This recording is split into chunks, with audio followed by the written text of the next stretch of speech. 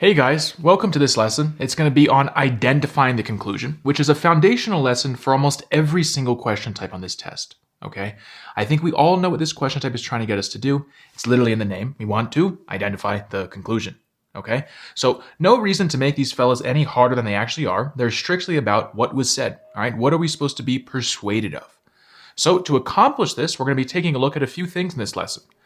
Number one, we're going to take a look at the parts of an argument, okay? Number two, we're going to see what key words we have to identify to us that we have either a conclusion or a premise. And then number three, we're going to see how intuition is going to make us faster, more confident, and more efficient within our stimulus. And then we're going to learn the therefore test, which is just a neat little trick to double check your answer choice. Let's get into it. So why is this lesson important? Okay, well, about 75% of logical reasoning stimuli on test day will have premises and conclusions. If you can't quickly, accurately, and confidently say which is which, you'll be hard-pressed to score well in logical reasoning. Okay, beyond just being in the stimuli, the entire assumption family of questions requires you to find the conclusion, kind of indirectly. Okay, like how do you know which answer choice strengthens the conclusion if you don't know what the conclusion is? We want to be really sure we know this stuff, guys. So this is an important lesson. It's not going to be crazy long, but there's going to be a lot of stuff packed into here, okay? As you'll see in later lessons, not every stimulus has a conclusion, okay? So we also need to know what a premise and a conclusion are, so we can be sure of which one we have, okay? That's where we're going to begin with this lesson. The first thing is arguments. Arguments are the strawberry jam to the LSAT's white bread. You can't do well in the LSAT without also being an expert arguments analyzer, okay? And our arguments have two main parts: premises and conclusions. So a premise and a conclusion come together and they're supposed to form an argument. But on their own, they're not typically enough. We're missing something.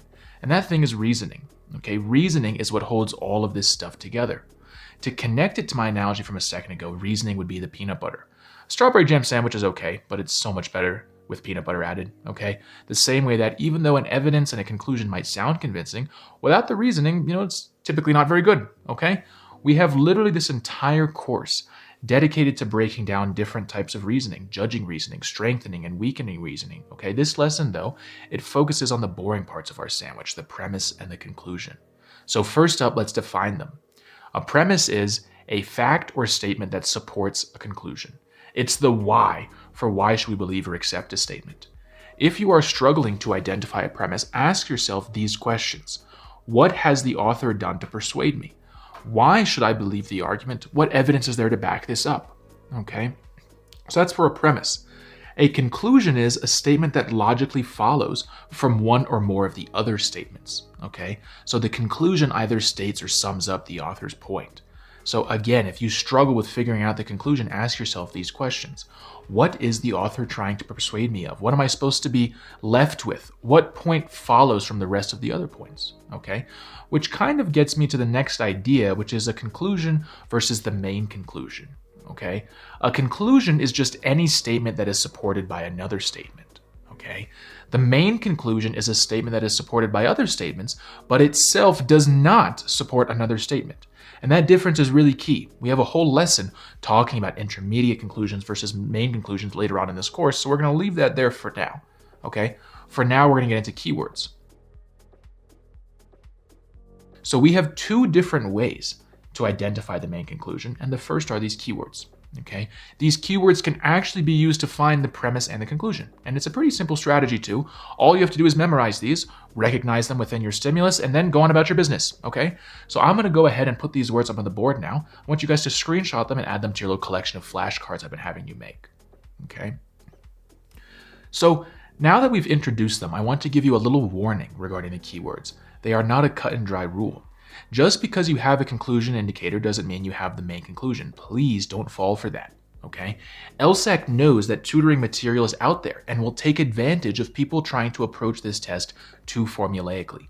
We want to be conscious of the words being present, not just seeing them and being like, okay, there's my conclusion, there's my answer, okay? Premise indicators, though, are usually pretty straightforward. If you have a premise indicator, then you've got a premise, okay? So let's take a look at an example now. I can't afford a Ferrari because I don't make millions of dollars a year, okay? We have no conclusion indicator here, but we do have a premise indicator because, okay? Using our keywords, we can identify which statement is the premise and then say, okay, we only have one other statement, that must be the conclusion. Okay, if we take a look at another example, my bank account is always low. Therefore, I should really start organizing my finances. Here we do have a conclusion indicator. We've got therefore. So what's our conclusion? I should start organizing my finances. And then what's my why for this? My bank account is always low. So that's our premise. And so you can see this really isn't rocket science, guys. Now, the other way to find the main conclusion is to look at it kind of intuitively. We can take the same argument, I can't afford a Ferrari because I don't make millions of dollars a year, and we can think of it kind of conversationally. If someone were to come up to me on the street and say, Alex, I can't afford a Ferrari, I'd say, well, why can't you afford a Ferrari? Okay, whatever statement you're looking for, for support for, aka when do you say why, that's your premise. You're looking to support something, and what needs support? Your conclusion. So let's take a look at another example. Our government has spent billions of dollars on this war over the last 2 years. Because of this, the public mood has shifted against it. Thus, the government will seek to end the war. So, what's our conclusion, guys? Pause the video and see if you can come up with it. Welcome back. So, hopefully you got the government will seek to end the war. And how do we come to that? Well, first up, we have our keyword thus, and that makes things pretty simple. But if we don't trust our keywords, we want to come to it kind of intuitively, right? So we have to ask ourselves what they're trying to convince us of. To do that, we start at the top and see what we have. We start with the fact the government spent a boatload of money on this war. Then we get an effect of that. The public has become pissed off. Then we have an effect of the public being pissed off. The government is likely to end the war.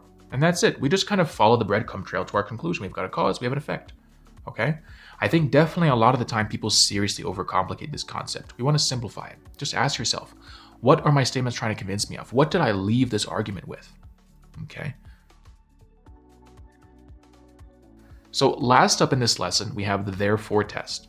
Okay, and this is just a nice trick to try and guarantee that we've got our conclusion, especially if we feel like there might be an intermediate conclusion present. I think that's definitely a lot of places where people kind of get tripped up in this test. What you do is you take the two statements that you're stuck between and you place therefore between them. If we have two statements, A and B, then we place them like this: A, therefore B, and then we have another one, B, therefore A. Okay? And we see which way makes more sense. If the first setup makes more sense, then B is your conclusion. Whatever follows therefore is your conclusion.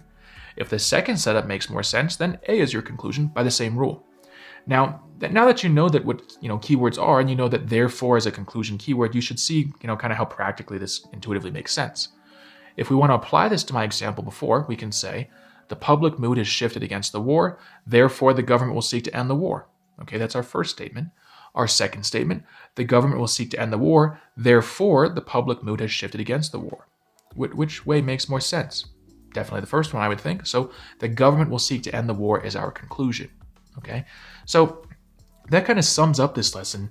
Identifying the conclusions really are not that bad. I definitely recommend you guys to begin studying Must Be True. That's how my course starts.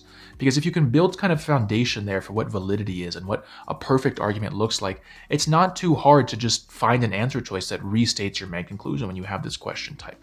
Okay, so we're going to have a second lesson covering main conclusions, a little bit more specifically as a question type rather than a concept.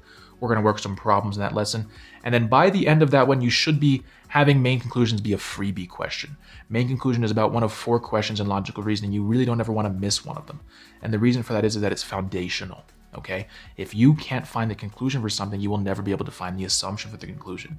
You will never be able to strengthen or weaken a conclusion if you don't know what the conclusion is. So if the main conclusion lesson doesn't make sense, if you're still struggling with it afterwards, definitely come back to it, attack it again, send us a message. Okay, we're here to help you because you need to be able to leave the main conclusion lesson getting at least 90% of them correct. Okay, so I'll see you guys in the next lesson.